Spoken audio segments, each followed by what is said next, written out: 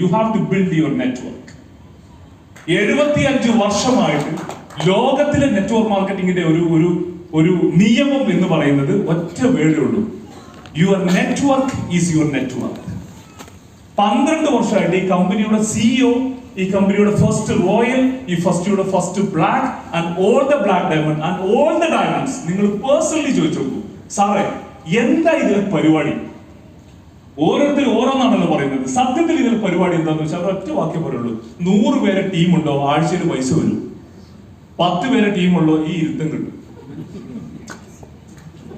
വേറെ ഒന്നും നടക്കില്ല. 100 പേരെ ടീമുണ്ടെങ്കിൽ പൈസയാണ്.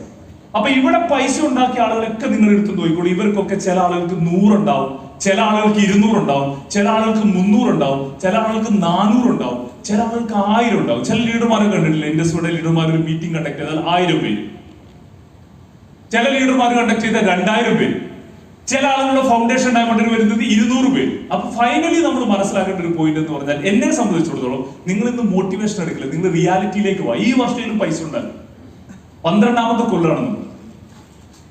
അതായത് you have to build your network.